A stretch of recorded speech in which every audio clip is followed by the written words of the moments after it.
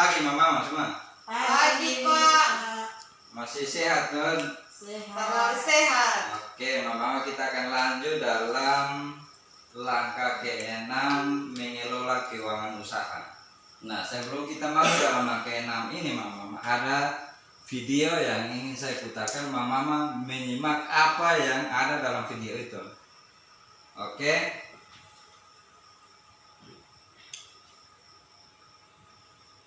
Untung ada pelatihan wirausaha. Dari situ, saya baru tahu bahwa untuk memulai usaha ada urutan langkah yang harus dijalani.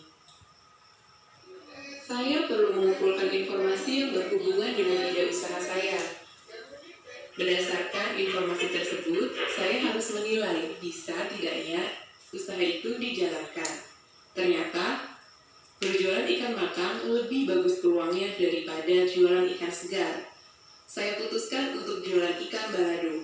Kata teman-teman arisan, ikan balado saya enak. Setelah itu, saya merencanakan keuangan usaha untuk memastikan usaha tersebut bisa memberi keuntungan.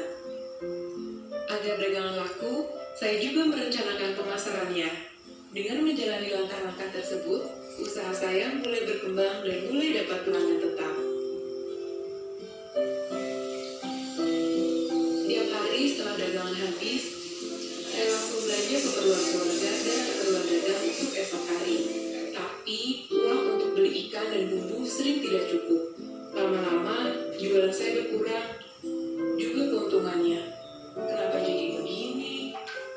Untung saya diingatkan untuk menyisihkan dan memisahkan uang buat modal usaha esok hari. Dan sisanya baru untuk membeli kebutuhan keluarga. Setiap malam sebelum tidur, semua pemasukan dan pengeluaran saya tulis di catatan kas harian usaha. Tiap akhir bulan, saya isi buku arus kas, yaitu catatan total pemasukan dan pengeluaran bulanan untuk 1 tahun penuh. Dengan cara ini, saya bisa langsung tahu usaha saya tumbuh, mandek, atau malah menciut.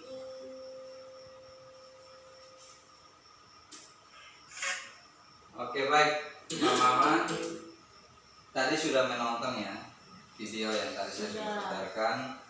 Nah untuk sekarang saya minta salah satu mama untuk bisa menceritakan kembali video yang tadi saya sudah putar.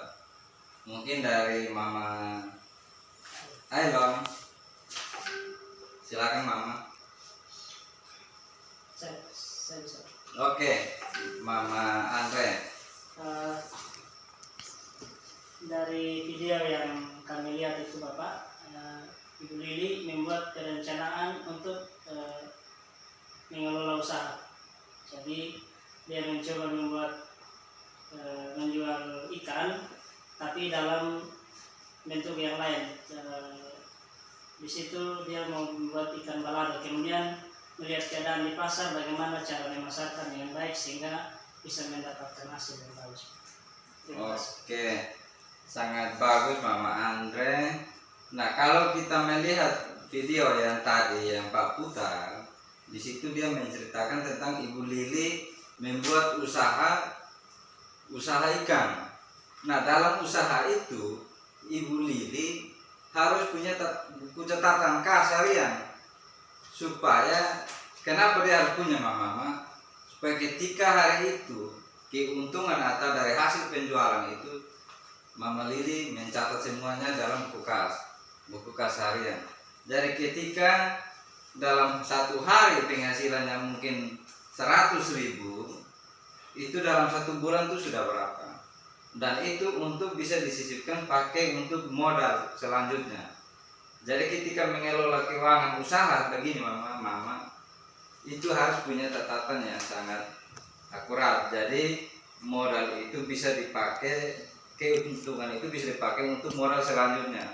Jangan sampai ketika mama tidak mempunyai satu ide usaha yang konsepnya bagus, nah ketika dalam usaha itu bisa akan bangkrut. Kenapa bangkrut? Karena sudah ada kesiapan, sudah ada catatan hari ini apa yang laku, nasinya laku berapa, ikannya laku berapa. Atau kalau punya usaha kecil seperti kios, itu kan sudah tahu, mama sudah tahu ini harus laku apa-apa, kan sudah ada.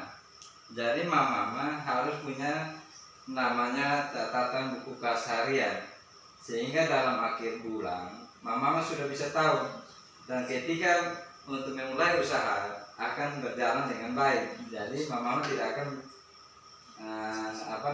tidak akan kekurangan dalam modal. Nah, mungkin dalam materi ini mama bisa buka di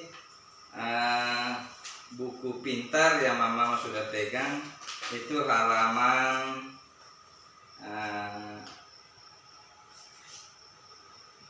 halaman 67. Mungkin salah satu mama baca,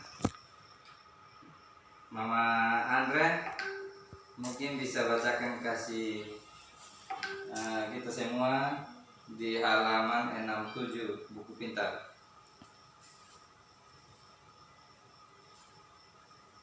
Mama sudah bawa buku pintar. Sonde.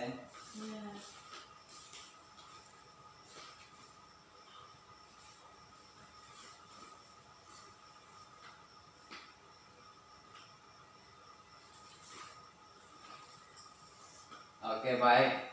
Karena mama sudah bawa buku pintar, kita masuk di halaman 3236. Di situ ada catatan kas usaha harian. Jadi di situ ada buku catatan tentang kas harian, itu yang dari halaman 32 sampai 36. Itu contohnya seperti mama. Jadi mama bisa punya catatan di rumah yang nantinya bikin seperti ini. Mama sudah lihat semua? Sudah. Jadi ketika mama pulang bisa bikin catatan begini bagi mama Andre yang sudah punya usaha di rumah. Tapi kalau bagi mama yang belum punya usaha, silakan kesiapannya harus punya buku ini. Bikin catatan yang buku kas seperti ini supaya ketika dalam usaha akan tetap berjalan sesuai dengan apa yang mama ingin nanti. Jangan sampai ketika dalam perjalanan mama itu usahanya sudah bangkrut, modalnya mati.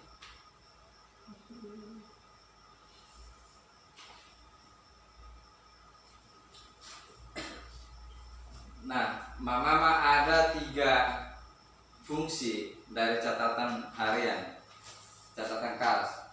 Mungkin Pak bisa pakai laptop saya karena mama tidak bisa melihat. Di sini mama, di sini ada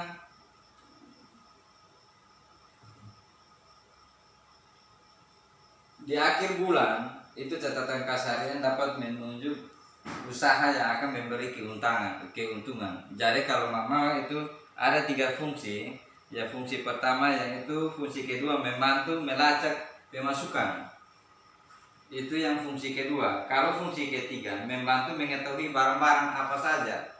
Jadi kalau ketika mama punya usaha itu harus punya 3 itu ya dalam usaha itu supaya usahanya tetap berjalan.